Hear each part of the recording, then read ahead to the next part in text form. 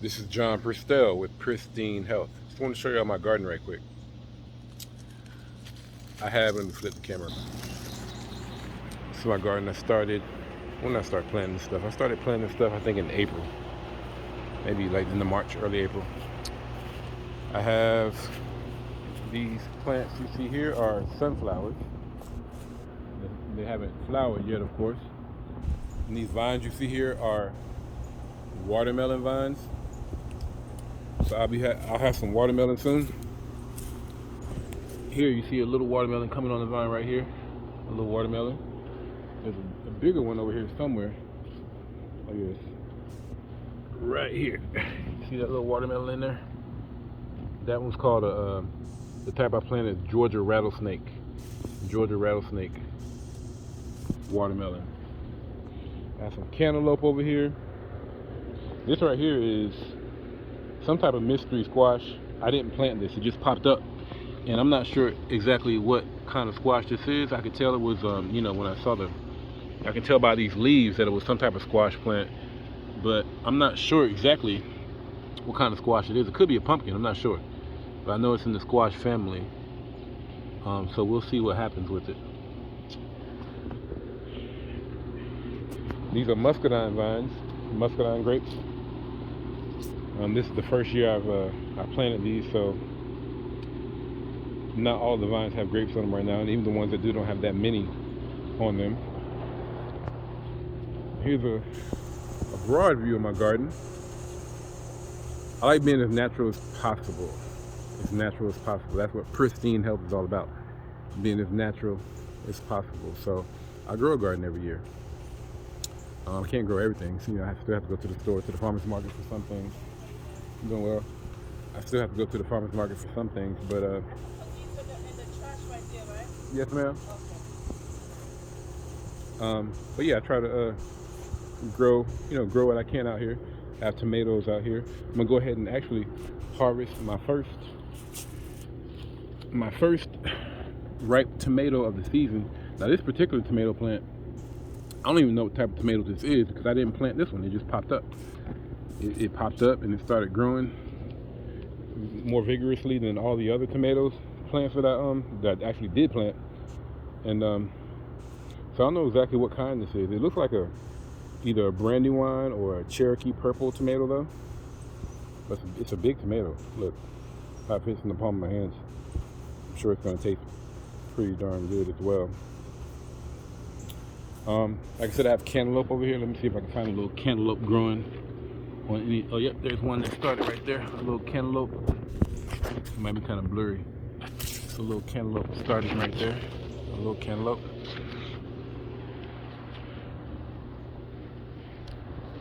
I have some squash, some yellow squash here. You see a little squash growing right there. More squash plants right here. There's a cucumber plant back here. Cucumber vine. I think there's a cucumber right there. One cucumber there. Over here I have in this row over here we have okra. And you can see I already have some okra. Now once okra starts producing, like these plants are going to get a lot taller than what they are. They get like 6-7 feet tall. You see this piece of okra right here? Go ahead and snap that one off.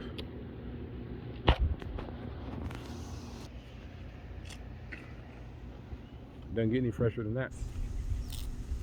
I know a lot of people don't like okra, but I love okra. Now okra, once it starts producing, like especially once it gets tall, you have to cut it every day. You have to cut the okra off every day. It literally produces mature okra every day once it starts producing. So especially especially when the plants get a lot taller. Another piece of okra I'm gonna take off.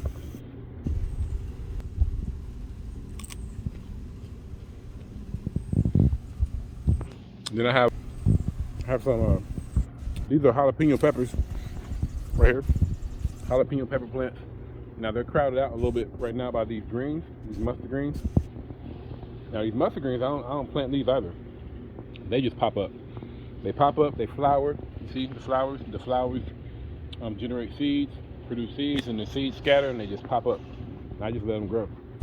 But I'm gonna clear them out. One of my friends uh, said she'll take these mustard greens off my hands, so I'm gonna pick all these mustard greens and give them to her.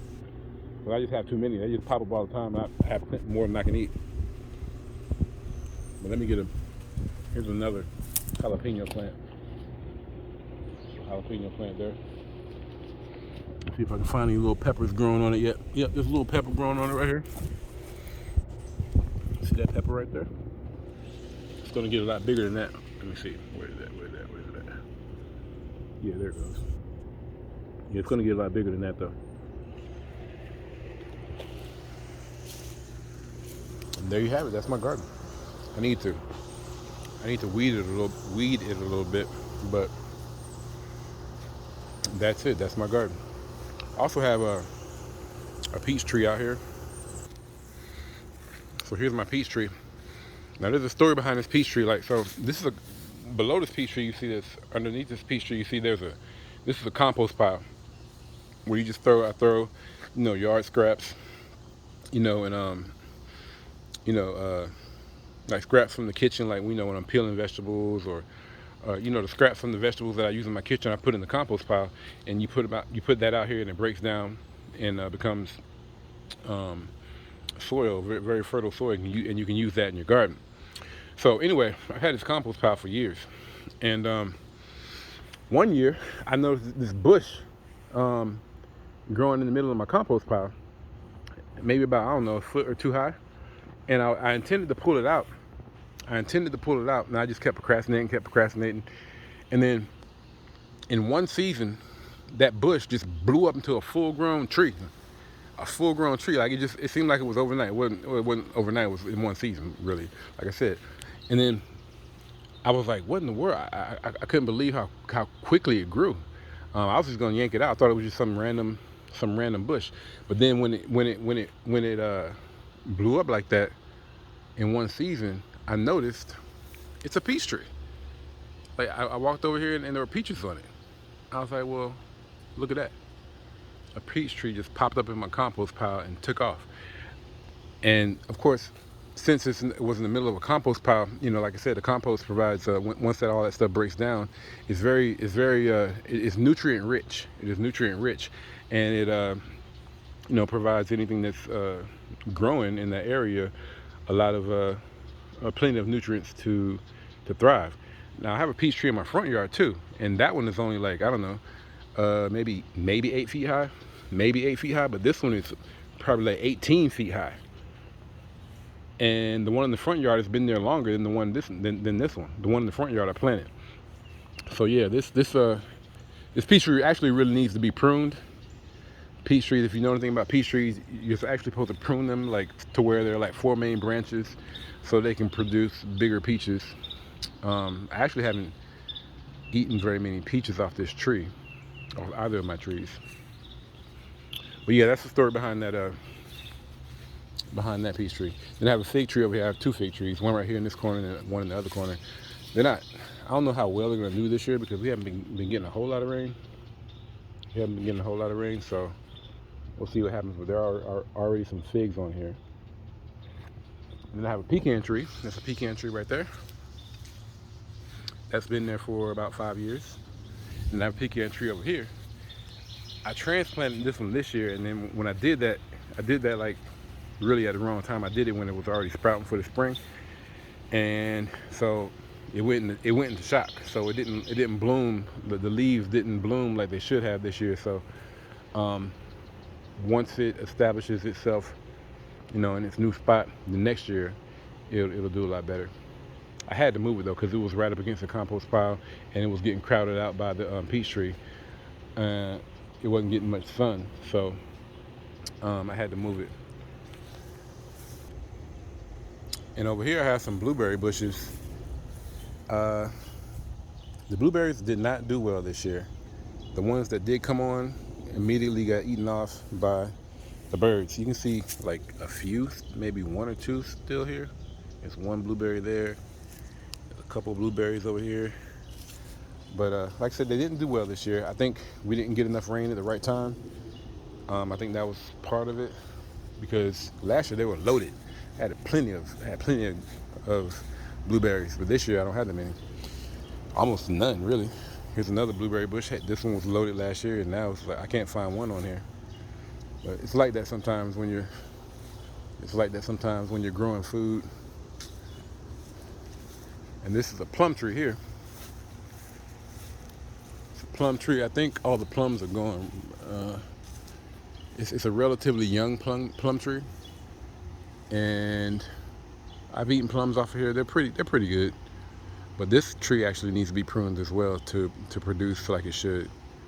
Let me see if I can find any plums on here. There's one little dried up plum. It would be a prune now.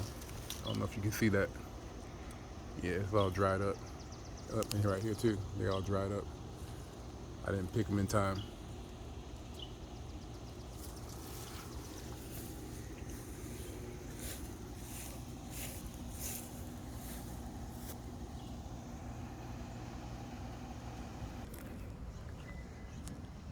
And then over here in my front yard, this is my other peach tree.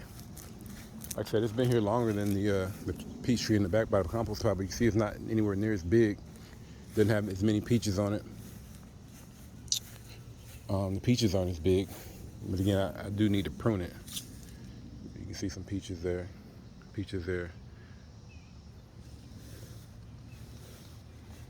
And that's the peach tree in the front yard.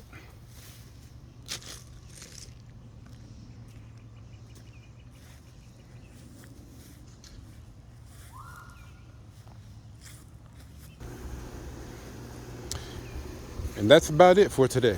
This has been John Pristine with Pristine Health. I'm going to go cut this tomato. Talk to you all next time.